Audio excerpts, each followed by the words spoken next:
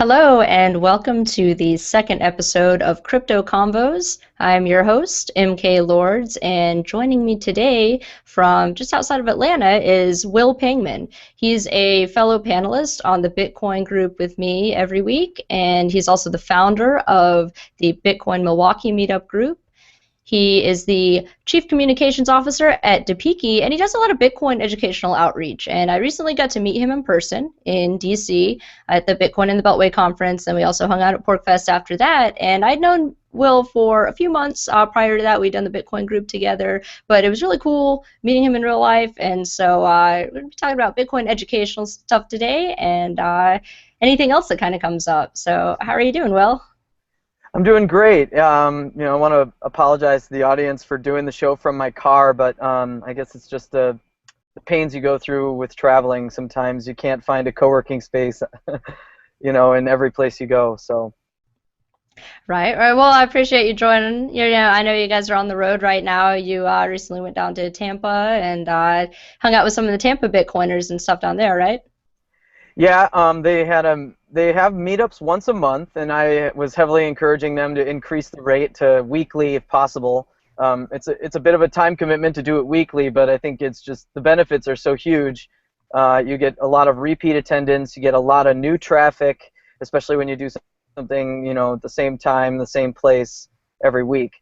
People can come to expect it, and they may really want to go one week, but they have a conflict. And so they really make a point that following week to go. But if it's too many weeks after they missed their opportunity, they might forget or other things come up. So weekly is really important for growing the community in your local area, in my opinion. So I know they're working on that because they have a lot to prepare for with the Bitcoin Bowl coming up this winter time, the college football bowl game that BitPay is sponsoring. Is going to be played in St. Petersburg, which is just, close to, it's in the same metro area, essentially. And they're really excited about it down there. Their local community is really gearing up to try and make a big push to get tons of merchants and just lots of exposure, because they're going to have lots of international traffic at this game because of the sponsor. So it's really exciting down there, and it was hard to leave Florida. It's been so nice to spend a couple weeks down there in the wonderful weather. I think we'll be back sooner than later, so we'll see what turns out. But yeah, the traveling's been great. The long stay in Florida was especially great. Awesome. Yeah, I'm up in the Panhandle area, and it really sounds like from my friends down in Tampa that Bitcoin is really catching on down there and kind of in the Sarasota, St. Pete area too. We're still trying to get it caught on here in Pensacola. I think Pensacola sometimes takes a little bit longer than the rest of Florida sometimes, but yeah, next time you're in Florida, you got to come up. So Yeah, tell us. Oh, it go was ahead. on my list of things to do to come visit Pensacola and visit you and Joseph and of course Jason and Sean's Outpost, and I still intend to do that because I don't think I think I'll be back in Florida before the summer's over. So. Awesome. Well, I look forward to it. So, for people who may be unfamiliar with your background, could you kind of tell them a little bit about that and what has been your philosophical progression through the years to kind of how did you kind of come around to Bitcoin from Yeah, so where you are now? yeah, so I think it was really like late 2012 when I really stopped everything and started to immerse myself in Bitcoin. I'd heard about it 6 months or so prior to that, so maybe early part of 2012 or summer of 2012. But yeah, it was the answer right away for me. And of course, after tireless months of study, that was just reaffirmed as much as I tried to refute it and argue against it and kind of just answer all my doubts. That same, the fact that it was the answer kept reemerging for me. The answer to so many personal troubles I was having, professional struggles, and of course, like the things that I'm concerned about with, communities and just the world. So, our country, if you will, too. So, yeah, my philosophical progression, I was raised as a libertarian, essentially. My father was a libertarian, and he made sure that I got a heavy diet of, learning and reading material about American history and political science and socioeconomics, and I read Atlas Shrugged at a pretty young age, and was very much interested in like the Federalists and Anti-Federalists debates, and had those materials handed to me and access. I had access to that stuff at a very young age in my leisure time outside of school because I didn't find school to be too stimulating. So yeah, I've been really working on these concepts of individual liberty and self-ownership and these kinds of things, and how what they mean for fulfillment, because it can be a pretty lonely existence to come to libertarianism at any point in your life. Most of us reach it sometime after the age of reason, like 12 years old, 13 years old. Sometime there or thereafter is where most of us have exposure to these ideas on a concrete level. And I was fortunate enough to have exposure before that, but still had so many holes and just gaps and just fractures in the knowledge base, and my integration of these ideas into life and what I was seeing in the world.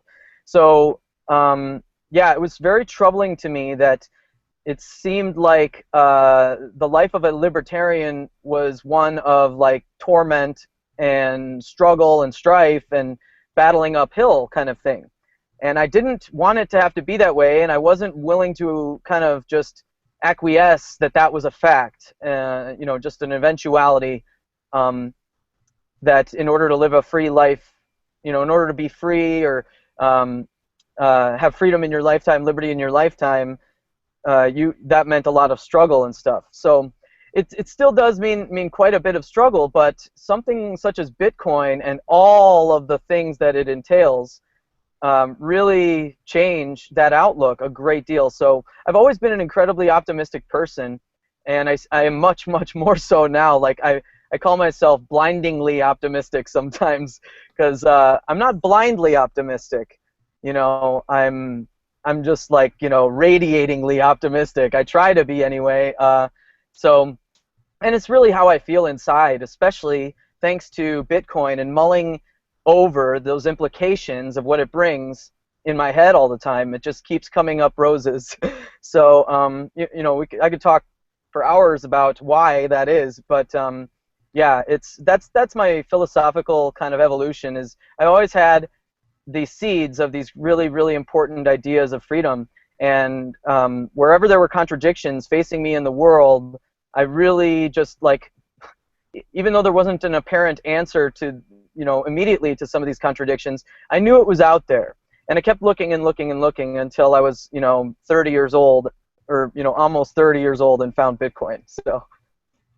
That's awesome. And when I first got into Bitcoin, I was kind of in, I guess, a dark place. It was, very, very much doom and gloom. When you start kind of digging into some of the philosophy and kind of relating it to current events, it can be really gloomy. And like you mentioned, what I really like about being involved in the Bitcoin community is how positive it is, and how there's always a lot of good news too. I mean, obviously, there's a lot of struggles that we're gonna have to go through with any of this technology, really, is outside of Bitcoin too. But I think it's going to be worth it, and I think for once we do have a very practical, a very practical technology, a very practical way out of the problems of the current system. Yeah, for me, it's a tool that's a practical tool that serves as two things. The actual implement that we can use to like really tangibly liberate ourselves in so many ways. But it also serves as proof that such a voluntary, nonviolent system can work and does work and exists today and is possible. So, and that's hugely important, as you know, when talking to people about some of these seemingly controversial ideas of personal liberty and self-ownership. It's not so readily apparent how that's possible to actually exist for lots of folks, and it's for them easily refutable on that basis. and Bitcoin gives us a to show them, a historical example, like they're always asking for, that can serve as proof that voluntary system is very beneficial, nonviolent, and it works.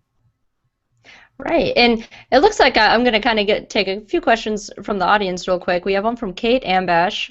She asks, is it entirely political for you? Well, do you have to care about the politics to believe in Bitcoin?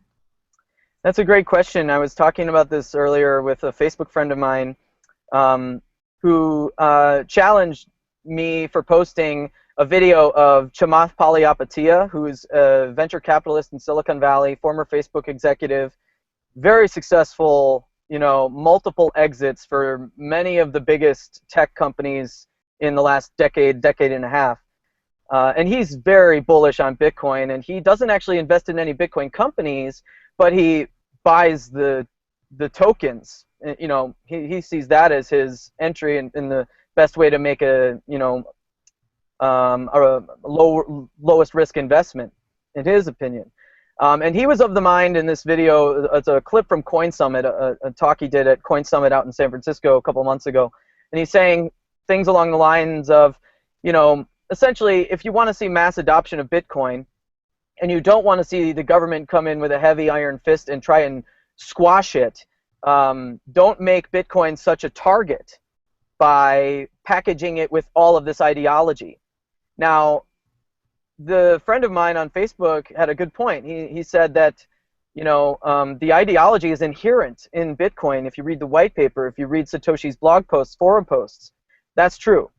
But Chamath's point, and the reason I posted it, and my rebuttal to this friend, was that that's not being a good listener, and not everyone, as we small L libertarians, voluntarists, anarchists, whatever, as we understand very clearly, not everyone is familiar or appreciates or finds value in these ideas.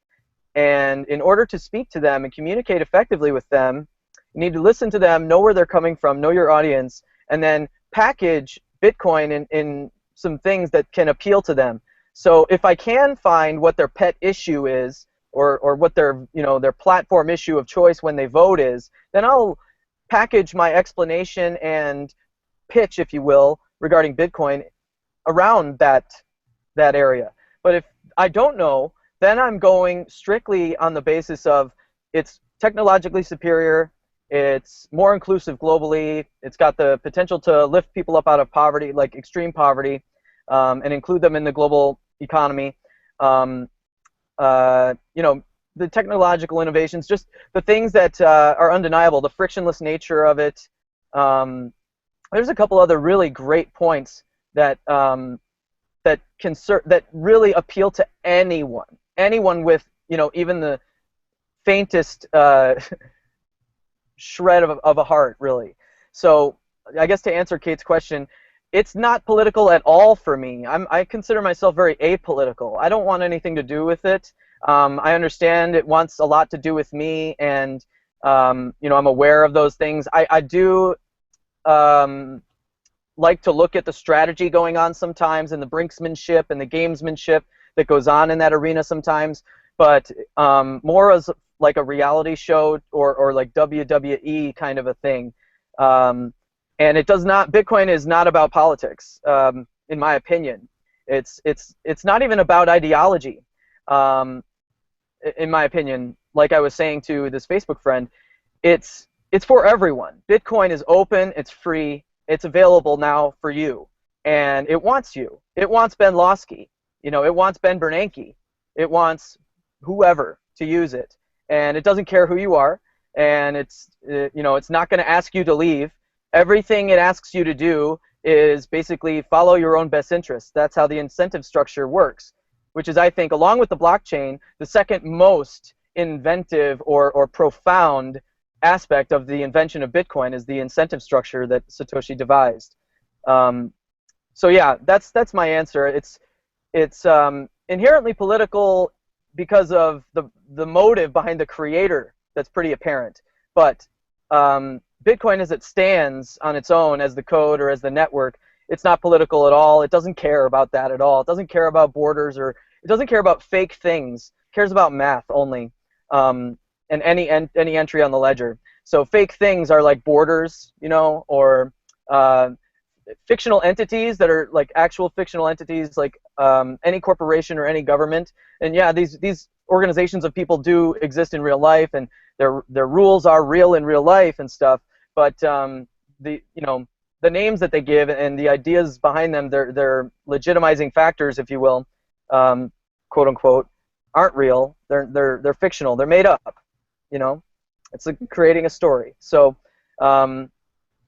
yeah, that's my answer to Kate's question.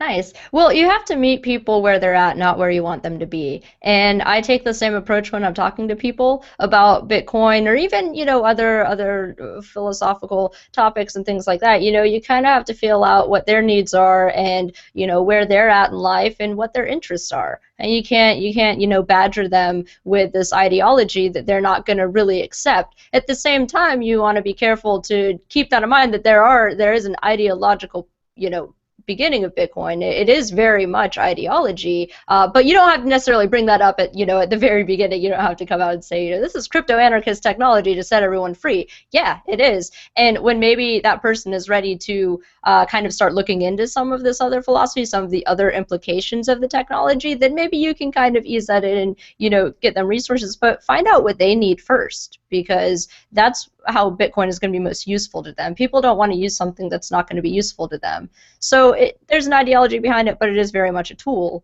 like you said. So what are some of the techniques that you like to use with Bitcoin outreach? What have you found to be the most effective ways of getting people to understand Bitcoin? Yeah, so especially the number one way is to get Bitcoin in their hands, per se. So, when someone asks me what is Bitcoin, I might give them like the couple seconds elevator pitch, like it's electronic cash that's peer-to-peer between you and I, or just something quick like that. And then if they probe any further, I make them pull out their phone and download a wallet and send them some Bitcoins.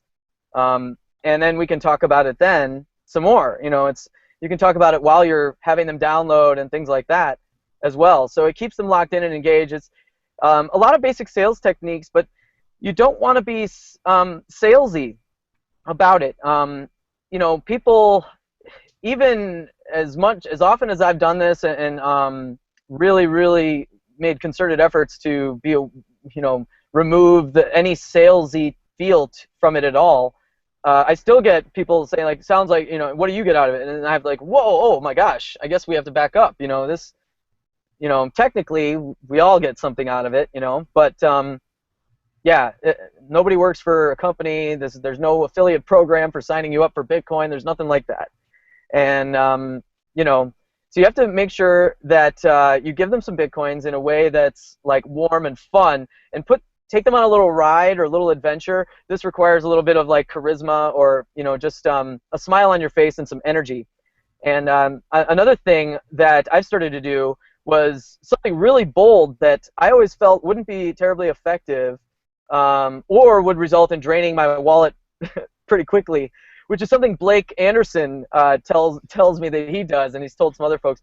Like when he flies around to places or is in an enclosed group of people, like on an elevator on a flight, before you have to put away your electronic device or whatever, he'll stand up, he'll hold court, and say, anyone who wants $50 worth of Bitcoin right now, download this app, and I'll give you $50 worth of Bitcoin. Bitcoin is the future, and he just rattles things off, and that's really cool too, because a setting like that, everyone's kind of like settling in for some sort of horrible experience in a narrow chair and an uncomfortable chair on a flying cigarette in the air, but yeah, that's something kind of can shock people out of their malaise or their the mundanity of life, and give them a little like adventure for a few minutes. So I think that's a great way to do it. The value propositions are obvious, so just learn them and then be able to articulate them quickly and have the timing be on.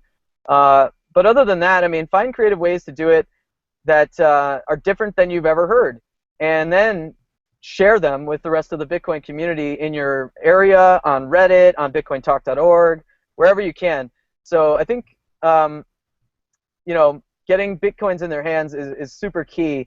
But also, if you have the urge at all to speak about Bitcoin at all, in any which way, in front of any kind of audience, whether it's your family or a larger audience, you can hold an event at your public library for free, post some flyers, and people will come, and you can talk to them about Bitcoin. So just get out and do that. Yeah, I can so picture Blake doing that too. I was just talking with him today, and that's also a technique I like to take. Yeah, I don't give away $50 of Bitcoin at once. I don't have that many Bitcoin, but I do give them a little bit to start with, and I show them how they can use it. Apps like Gift that make it really easy to spend. But something that I am always concerned about is the security side of Bitcoin. So, what resources do you provide as far as good security so they don't lose their Bitcoin? Because that I think that's probably the biggest problem facing Bitcoin right now. I'm nervous about setting someone up with a wallet if I can't really encourage them to look into security and make sure that they're not going to lose this Bitcoin. Yeah, so it's definitely a big problem. There's a lot of our friends or just like big name or semi-prominent Bitcoin personalities who have gotten hacked and their Bitcoin stolen out of certain wallets. In all those cases, it's because there was a user error or flaw in their security. Like they didn't turn on settings that would have kept them more secure and probably thwarted the attack. And they just neglected to do that for various reasons. We have to change our behavior. So this goes for the seasoned Bitcoiner who might think for one weekend they can get away with an unencrypted wallet on their phone or something like that. If you go to a Bitcoin conference and people know there's a Bitcoin conference there, and some of them are thieving hackers, they'll sit on the networks around there and try and look around for an unsecured wallet they can steal. And this is what has happened a couple times. So the most important thing, like when you're giving out $50 or less, or $2 or $1 of Bitcoin, I don't think it's a big concern. The point there is to get it in their hands, get them touching it and playing with it. $50 isn't a negligible amount of money, but if you lose it, it's really not the end of the world. It sucks, but it's not terrible. But any more than $300, if I talk with folks who are interested in going into Bitcoin to amounts such as that high or higher, then first we start with email security, and we start with just basic internet network security practices that people don't do. So many people go to the same dozen websites every single day or every week or something, and they use one, two, or three of the same passwords over and over and over for all their logins. Very easily hacked. That's very insecure, and it's just because we can't remember them all. There are tools that exist that help you not have to remember passwords, and they're much more secure. You can have a unique password that's long and hard to crack on every single site that you log into, and so I advise people to do that. Use a password key manager. Get used to doing that. Stop trying to remember more than just a couple passwords. Make sure all your passwords are very difficult, and also especially turn on two-factor authentication or two-step verification on any service that allows it. So if I don't have much time with someone, then we're spending, let's say, 30 minutes to an hour making sure that they have two-factor authentication on their email, and then creating a wallet using that email and setting up two-factor authentication on that wallet. And then, if possible, if they have time or they want to know how, help them learn how to create some offline wallets, some paper wallets. And a great resource for that really includes every single step and isn't confusing whatsoever, unlike so many other guides out there. A great resource is Thomas Hunt's 2 videos that he made on World Crypto Network's channel, how to create paper wallets. There's one video for Mac and one video for PC, and he did a great job with those videos. It's high quality instruction for the average basic beginner user, and I highly recommend that people interested in creating secure offline wallets watch his videos. And if they have questions, they can contact him, or really you or I too, or there's lots of people, or go to their meetup. Really, when I feel like I've given out my contact information to too many people, then I'm like, wait a second, people need to go to their meetups where they have a constant fount to draw from, because I can't help everybody everywhere all the time as much as I wish I could. Right, and I think having that in-person experience is really important for a lot of people as far as building trust. Mm. Um, So we have a good question from Tim Fry. He's my boss at Robertson Roberts Brokerage. We take Bitcoin for precious metals. So he says, this is kind of building on the last question I had, a high percentage of money is in the 40 plus crowd. They have more, earn more, invest more, and spend more. I see curiosity growing in that group. How do we make Bitcoin simple and understandable for them? Any plans to create resources? Yeah, it's very important. Great question, Tim. Hi, Tim. You know, I miss seeing all you guys at all these festivals in a row that we went to this summer. Anyway, yeah, so this is a huge demographic. Again, drawing them to meetups. This is an old, familiar way of networking that this crowd is familiar with, the physical meetup. It wasn't called a meetup. It was called like a luncheon or, um, uh, other. I'm thinking of a bunch of things. I'll just, you know, I won't list them all. But anyway, that's something they're familiar with, and how we make it simple and understandable for them. People are doing a really great job of this. Again, those two videos that Tom shared make it very understandable, and don't include tons of jargon. And where he does include jargon, it's helpful, or it's in context, so it's easy to follow. And any plans to create resources? I know that the Bitcoin Foundation's Education Committee is doing a big project to curate any educational resources out there that are good, solid, and then make sure that they can be more widely distributed. And again, if you're interested in contributing to that, you don't have to be a foundation member to participate or contribute to the Bitcoin Foundation Education Committee. All the work that they do is on GitHub, and it's very open, and they want contributions, and they're really striving to kind of decentralize as much as they can, all the kind of involvement and contributions that they're getting from the participants on that committee. And the committee can be as big as it can get, and that's the goal too. So that's something good that's going on for content creation. Also, with the coming academic year, I know the College Cryptocurrency Network has their sights set on creating content, educational content that's easy to understand for faculty members and other students on the campuses around the world that they have chapters at.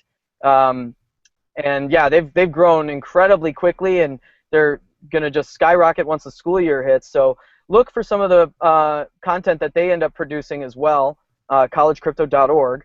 And again, one thing I did with the Milwaukee meetup early on was we got involved in educational content creation because we really wanted to be a hyper meetup, and we wanted to drive adoption and awareness and excitement in the community really aggressively as much as we could. And everybody was on board with that kind of overall mission. So we had small committees on our meetup work on creating some outreach strategies and proposals and games that we could play at parks. Milwaukee in the summertime and fall time is incredibly outdoorsy, even in the city and the neighborhoods and stuff. There's so much outdoor activities going on, and parties, block parties, church festivals, just tons of stuff that everyone always goes to. And there are great opportunities to do Bitcoin outreach at events like that. Put up a booth, just have a stack of brochures and just stand around and proselytize Bitcoin to folks, politely, of course. But yeah, that's one thing you can do. And there are other groups out there. Bitcoin Bigfoot has a great little brochure that would probably be great for this demographic. And there's a lot more that needs to be done for sure. And I think most importantly, what I'm really focusing on is how can we make changing our internet behavior just as a general internet user, the average smartphone owner, the average Facebook profile owner. How can we change our internet behavior to include some of these more secure practices that are hard to like implement, but really easy to maintain, and way easier than even typing in a password that you have to remember. So yes, it is a big jump to implement a password manager and change some passwords. But once you do, it's so much worth it. And this, like, nothing's 100% secure, but you can get a lot more secure pretty quickly doing stuff like that.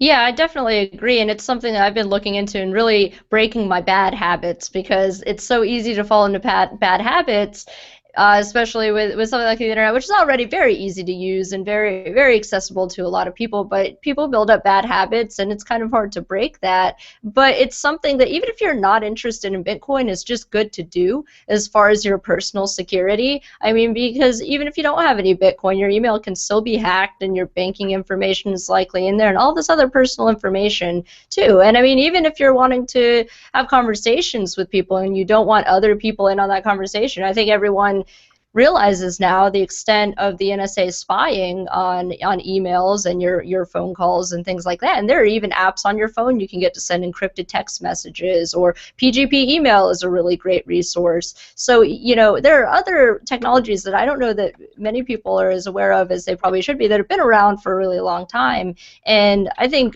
really just make you feel safer in general. And I think that's really important, especially with how transparent everyone else's lives seem to be and how the government seems to be getting more opaque and opaque over time. Like, they're not wanting to share their information, but they think it's all right to access ours.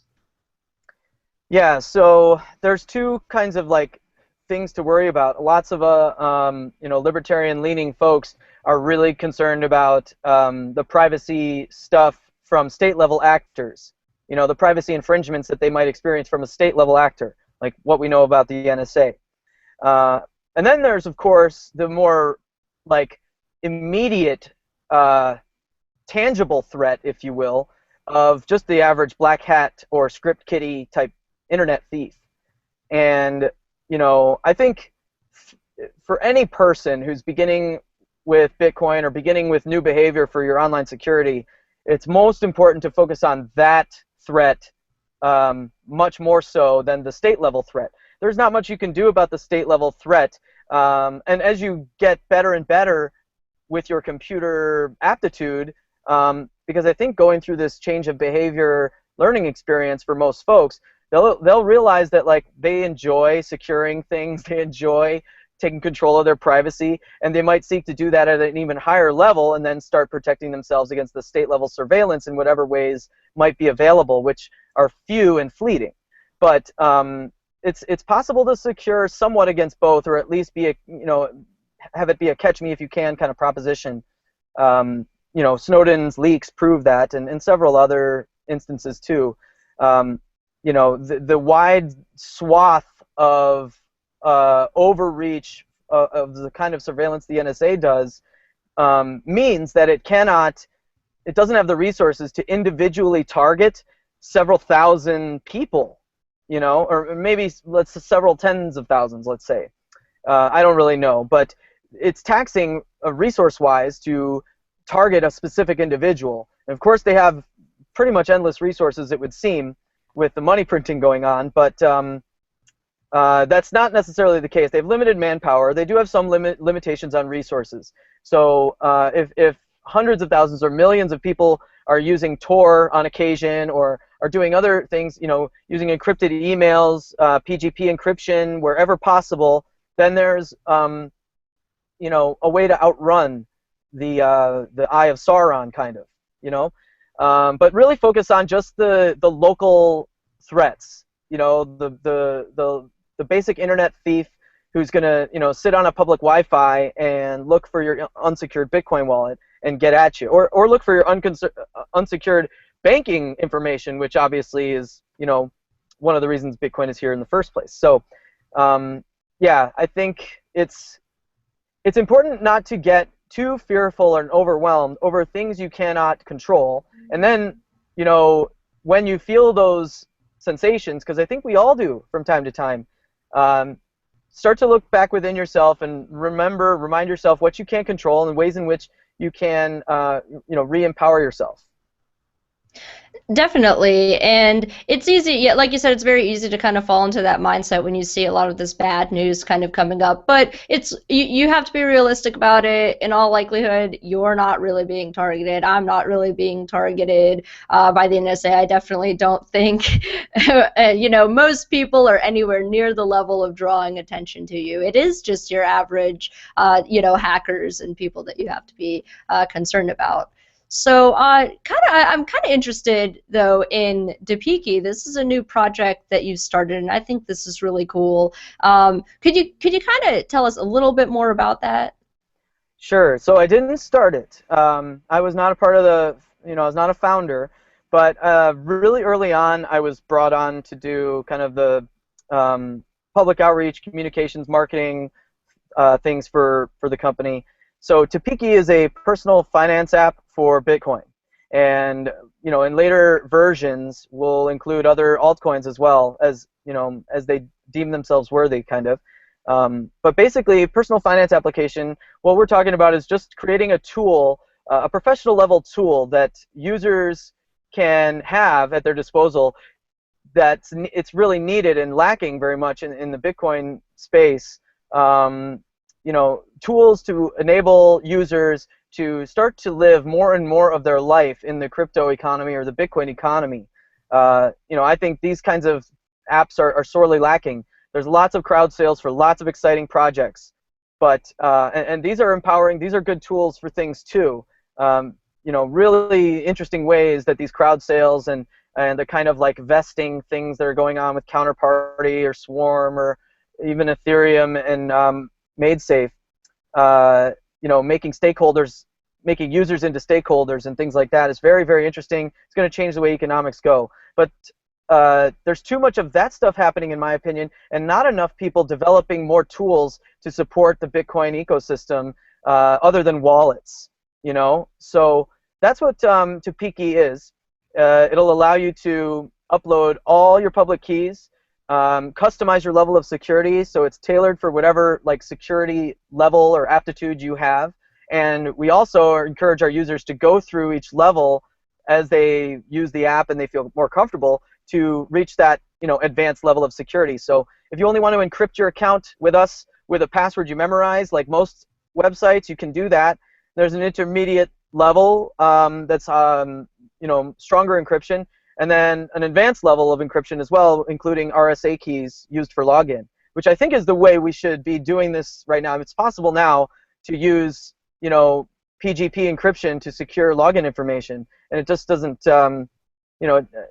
because a lot of websites don't expect their average user to manage PGP keys or understand what that is or how to use it. It's really not hard. It's a copy and paste, and we just need a better way of presenting this information and teaching it. And so another thing Tapeke is going to do is try to take users through that learning process in hopefully a fun way. So people will be able to upload their public keys. Tapeke never asks for your private keys, and will never store any of your information other than your login information on our login information for the lower encryption settings on our servers. So if we're subpoenaed, we don't have information to share about your account. It's not a money transmission app of any kind. It's just a way for you to track your finances, your wealth, do some forecasting, budgeting, analyze your own usage statistics, analyze the usage statistics across the Bitcoin space, and there's a lot of other interesting features that we'll be throwing in there too. Something we're calling shared wallets and something we're calling public wallets, which will be ways in which companies can more easily prove solvency or prove reserves. And so there's lots of interesting things that won't be in the first iteration or the first version that we deliver here in about a month and a half. Yeah, we want it to be a tool that respects user privacy above all else, and any convenience that might exist if we were to develop the app that might impact user privacy is totally scrapped and discarded, and we do the much harder work of whatever's required to ensure and preserve user privacy. So that's our utmost criteria for any developing task. And yeah, and then second to that is making it fun and beautiful and useful so that people enjoy playing with their bitcoins and can see all of their crypto wealth at a glance, see all their wallets in one place. Never forget a wallet. Don't forget that tipping wallet on that one site you used that one time, or don't have any more trouble keeping separate CryptoKit and blockchain and mycelium and any other wallets you may have. It'll be really, really nice to see it all in one place, and I think the user experience, user interface design will blow some people away. My founder, my CEO, doesn't want me spouting that too much, but I'm very excited about that. That sounds like an awesome idea, just having everything there at once that you can keep track of, because you can make as many Bitcoin wallets as you'd like, but that doesn't always mean that you can keep up with some. I mean, I have a hard enough time keeping up with a bunch of different passwords, and of course I keep up with my wallets very carefully, but yeah, it's very easy to just create a new wallet, and it would be a lot easier if you just had them in one space, and plus I think people are more used to that model anyway, Yeah. you know. Yeah, think of it this way, like, right now we're still in such the early days. I mean, do you still have control over the first wallet you created? Do you think there might be any public key QR codes floating around that maybe someone might have sent money to that you just don't see because it's a wallet you don't use anymore? I mean, that's going to be the case for lots and lots of people who abandoned a project, and this thing is still floating out on the internet, and it gets donated to, and it goes unnoticed for, let's say, years, and that money in years from now is certainly much, much more valuable. So this is a way where you can just like keep track of all those public addresses that you're generating, so that maybe as you're a Tapeke user, hopefully for 2 years or something, and you realize, oh my gosh, there's now, with the price increase, that $20 tip I got that I totally forgot about is worth $2,000 or whatever. You know what I mean? It's a way that some of these things won't happen, and you won't have these like wallets that are just orphaned with deposits sitting in them, bitcoins sitting in them, unavailable to the rest of the ecosystem. So that, there's lots of tools like this that Tapeke is just one of probably just limitless amounts that could exist to eliminate some of the concerns that are niche concerns, or like seemingly in a ubiquitous Bitcoin future they'd be a big deal, and they might be a possible problem today, which means in the future they will be a big problem. So I'd like to see more development power. I think this is what other major CEOs like Nick Carey and I know Tony Galippi has mentioned this. There's several who've mentioned that they would like to see more people, more developing talent working on Bitcoin. And I think what they're meaning isn't like the source code. Of course, they probably also mean that. But I think what they're really saying is, people want to develop their own altcoin, and so or their own idea or something, and so they don't. Bitcoin is losing. There's like some brain drain around the Bitcoin ecosystem because so many people are seeing the massive implications and potential of this technology, and they're iterating on it so fast that the most powerful, best candidate that we have today is losing some brain share to some of these other just big ideas. So some people see this as a big, really huge problem. I don't see it as a huge problem. I see it as a bit of a problem. And so I would just like to see more companies trying to come up with a business model that is around Bitcoin, and does not need to or seek to interface with the fiat bank system, and doesn't need a bank account. Kind of that goes hand in hand.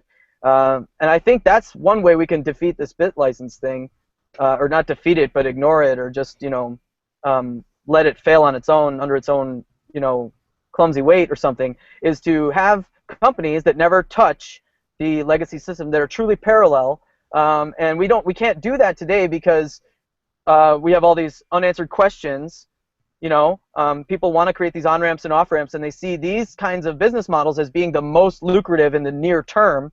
But I think to preserve Bitcoin, to preserve its sanctity, if you will, we need more people developing ideas that are tools, non-wallet tools. Well, wallet tools also, but kinds of things that will solve these problems, that we might experience in the future, and also solve the present problems of, I don't know how any of these bit license regulations could be enforced on a bankless company. You know what I mean? Like if you don't have a head to cut off, they can't cut it off. So yeah, I don't know. I'm just interested in kind of like some of the entrepreneurial strategies here to preserve this startup culture that I think is so vibrant and wonderful, and making more and more people into entrepreneurs who never otherwise would have gotten into entrepreneurship. So, yeah, that's a thought I've been having recently, is how can we see some more bankless Bitcoin companies that are iterating on Bitcoin? And that's really the solution, because a lot of these exchanges have to work with the banks. They have to interface with the banks, and that's where regulation is going to get them, because if you're interacting with these legacy banking systems that already have to be under these other regulations, then it's going to be that much easier for them to control the exchanges too. So that's why I think in general I'd like to see a move away from exchanges, but yeah, definitely less interfacing with the banks. And what do you think are the biggest challenges Bitcoin faces? Do you think that it's going to be from a regulatory side? Do you think maybe the complexity of the technology turns people off? What are the biggest challenges? Those are two huge challenges. I think the biggest challenge is lowering the barrier to entry, both the physical barrier to entry and the psychological barrier to entry. So that's just education, in my opinion. That's translating the high-tech, complicated computer science and software development jargon into layman's terms. And also, I think aside from that, this is kind of part and parcel with what I just mentioned, but the other major challenge is to remind people that they don't need the sacred cows of like society anymore. They don't need a salary anymore. They don't need a mortgage anymore. They don't need the 9-to-5 corporate job anymore. And some folks who still have those, fortunately, won't probably be swayed by my argument right now, but those who recently lost those things, or any one of those things, or have been without those things for quite a while, I think they're feeling very listless and despondent. And I wish more of them knew about sharing economy opportunities and Bitcoin, so they could really, bootstrap themselves a new life. And I mean, that's how I am feeling so fulfilled right now. Is I knew it would do this, and it's still like a huge work that I'm doing to arrive, which I haven't yet. To feeling somewhat comfortable in a station in a station in life. I don't feel like I'm there yet, but just how fast the Bitcoin space moves, how fast time moves in Bitcoin. Well, that's how fast time will move for you if you take some of these proactive measures to liberate yourself from some of these shackles. The things I listed off a few minutes ago are very much shackling you to a life that you've been taught to content yourself with.